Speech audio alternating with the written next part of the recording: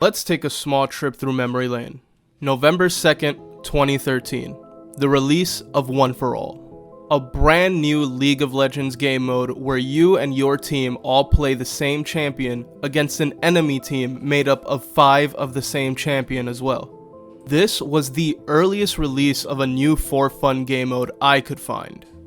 Throughout the years, Riot Games have put in a ton of effort into releasing a variety of for fun game modes.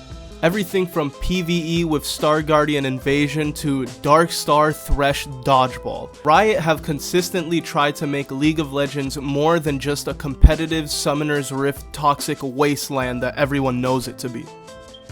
I've been playing League of Legends since 2019, so the only game modes I've played myself are Legend of the Poro King, Nexus Blitz, One for All, Ultimate Spellbook, and of course, Earth. I can confidently say that I very much enjoyed my time playing all of these game modes. Maybe not you as much, but these game modes really give you a breath of fresh air from playing Summoner's Rift and occasionally ARAM. There is one more game mode that you may have heard just released called Arena 2v2 v2 v2. The first time League of Legends has ever introduced more than 2 teams in the same match. As the name implies, there are 4 teams of 2. These teams go head to head every round in a 2v2 match on a small arena. These arenas have a Soul Fighter champion in the middle of the map who disrupts the game, dealing damage to both teams on the map. Whether it be Lux, who fires her ultimate when you cross her sights, or Pyke, who dashes at random targets on the map and stuns them. These Soul Fighters make every round a bit more spicy.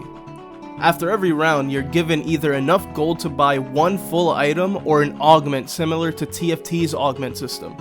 These augments have tiers, silver being the weakest augments, gold being the second best augments, and prismatic being the augments that can completely change your champion or build and make you unkillable or a one-shotting machine. Some of these augments include Jeweled Gauntlet. Your abilities can now critically strike and gain 20% crit chance. This paired with a new item, Rite of Ruin, make AP champions like Annie able to crit their abilities and probably one-shot anyone they want. Circle of Death. Healing you deals a portion of the value as magic damage to the nearest enemy champion. This makes it so that you can still deal a ton of damage while building items that increase your lifesteal or healing output. And Blade Waltz. Gain Blade Waltz as a summoner spell, making you untargetable while you dash at and damage enemies repeatedly. This also applies on hit effects. A lot of older League players will remember this because it was Fiora's old ultimate before it was changed to the one we have currently. It goes without saying that getting this augment on Fiora is incredibly strong as it can proc her vitals on her ultimate.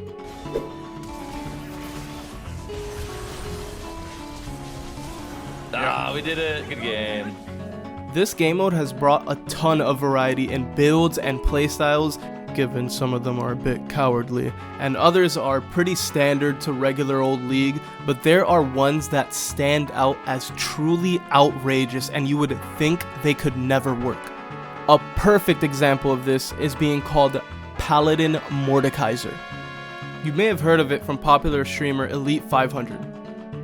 To transform Mordekaiser into the unkillable healing paladin god, you must build Guardian's Amulet as your starter item, Lucidity Boots, Spirit's Visage first item, Redemption or Moonstone as your second and third item, Mikhail's fourth item, and lastly, sell boots for Chemtech Putrefier if you need anti-heal, or you can go Ardent Censer or Staff of Flowing Water to buff up your teammate a bit.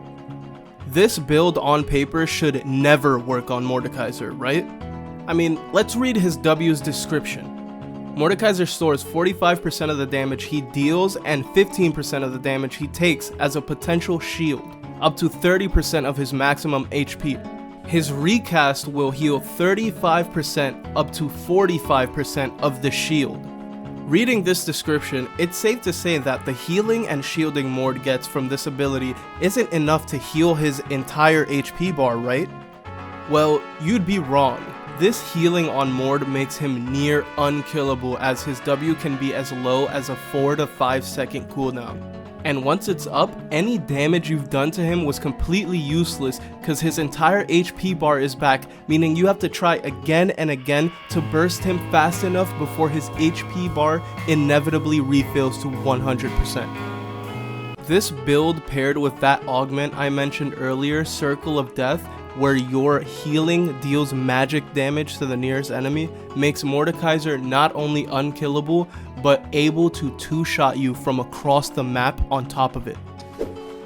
Oh my god!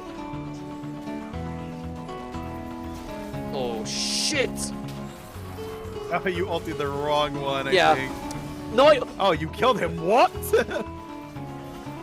Ah! Oh! The fuck? This is just one of the many broken builds people have theory crafted. Full AD lethality Udyr can two-shot any tank in the game, and it's one of my favorites. There's a Paladin Rengar build that's just like Mordekaiser. And of course, the least interactive build in the game, Infinite CC Morgana. My bishop is supported by my queen. But let's move the pawn up by 1 to threaten his bishop. Even if I hate that last one, it goes to show just how many broken builds you can discover with this game mode. Arena 2v2 is easily Riot's most ambitious game mode, and I think they really hit the mark with it. I would go as far as to say this game mode should be permanent, and I truly believe a majority of players would agree with me. This game mode is just too good to remove after a month or two. It's not like Earth or One For All or Poro King. The closest thing we had to this was Nexus Blitz, but I think more players were frustrated with that game mode. If you didn't know, Nexus Blitz was basically a smaller Summoner's Rift with 2 junglers. After playing for about 5 minutes, you were thrown into a random minigame. If your team won this minigame, your entire team was given a buff. Some buffs were somewhat weak, like getting a battle sled or a cannon to get back to lane faster, but some of these were incredibly broken, like everyone on your team gets a free Guardian Angel passive or Elder Dragon buff. Yes, Elder Dragon buff. You could get Elder Dragon after the first minigame at like level 6. These would just snowball the game and make it almost impossible to come back from when you lose one of these random minigames. I think Arena 2v2 is much different. You have plenty of options for augments to make your champion broken. You can pick your champ, so you can choose the same champ and focus on making multiple builds that make your champ as busted as possible with the augments you're given. Sure, sometimes your augments are not so good for your champ, but that's just what happens some games. It is RNG at the end of the day. But despite that, it still feels fun to try your hardest to continue winning rounds until you get top 2 or even first place. This game mode, in my opinion, encapsulates what League of Legends is all about. Some champs are strong in the early game, letting you save some HP early on, or you could even get a full item lead in some cases. Some champs are really bad early game, but come online in the late game, making the HP sacrifice of the early game completely worth it when you steamroll late game, if you get there. The augments you get can sometimes dictate whether you build AP or AD or even tanky. The fact that you have a duo partner makes it so that you have to be on the same page as them so you can win those late game rounds and climb together. Even though I have been having so much fun with this game mode, there are some things that I have been annoyed with.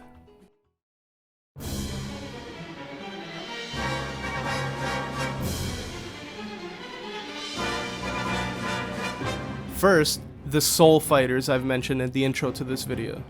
These champs do nothing but disrupt the match. Here are all the soul fighters and their abilities. Lux scans the entire map clockwise until she finds a target, and she will fire her ultimate where she scanned them. She then continues to scan in the opposite direction.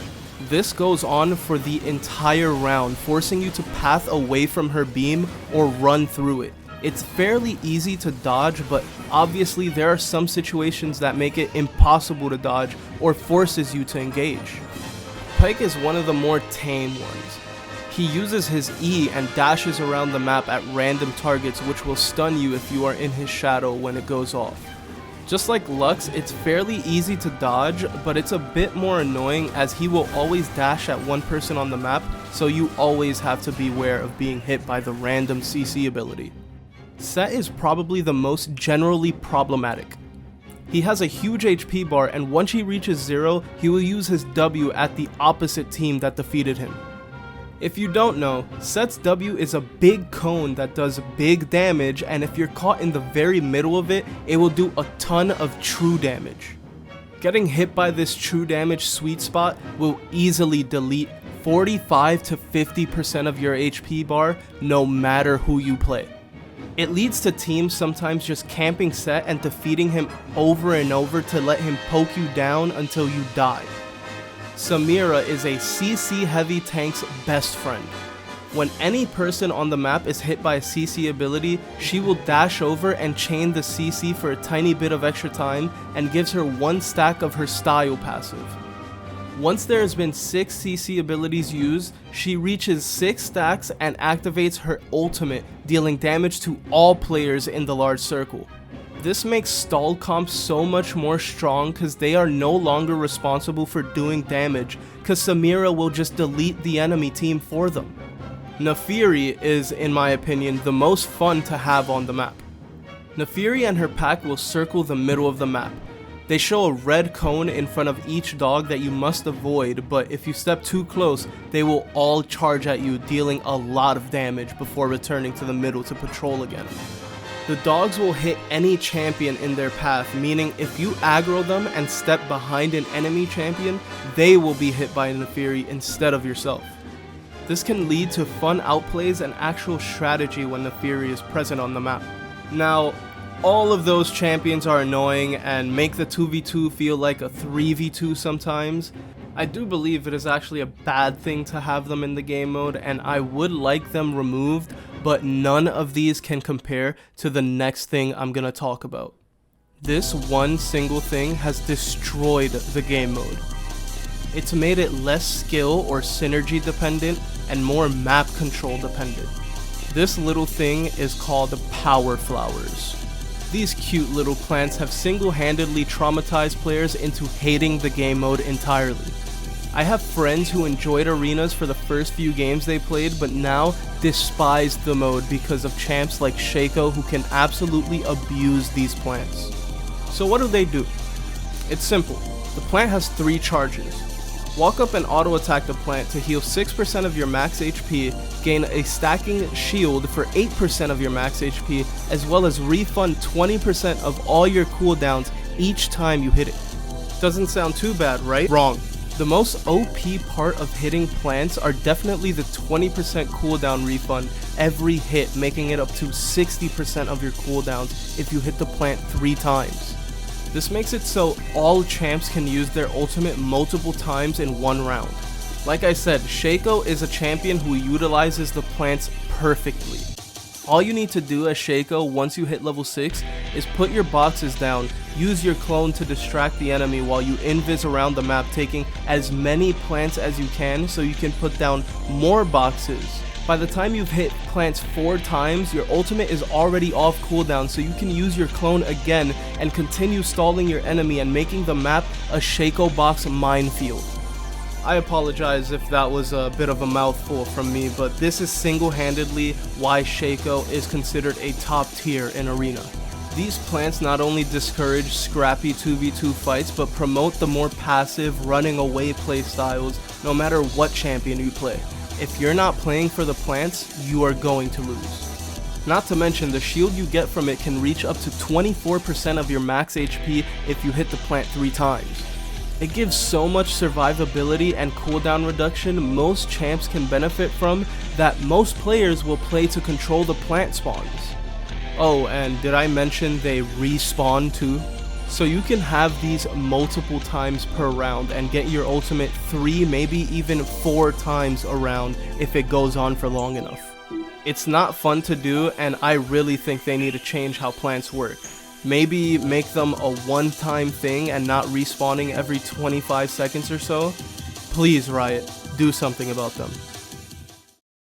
I have fallen in love with this game mode, and I'm sure there are a ton of other players who also have. I have, alongside many other summoners on the Rift, been growing tired of playing drafts, ranked, and ARAMs. Arena is exactly what this game has needed for a long time now. I think Riot would lose absolutely nothing if they kept it up as a permanent game mode. If anything, I think it would be a big mistake if they kept it as a rotating game mode. I didn't even mention it until now, but this game mode also has a rank tied to it, similar to TFT's Hyper Roll game mode. You start at Wood. Yes, Wood rank is finally in the game, and you rise all the way to Gladiator rank. There's even a ranked leaderboard for the arena that shows the top 100 players, their rating, and how many wins they have. I really do think Riot should think about keeping this game mode in the game, because I know that once they remove it, I won't be excited to hop back on League anymore. So with all that said, I'm gonna go queue up some arenas and one-shot tanks as full lethality Udyr. Have fun while it lasts, summoners. Until then.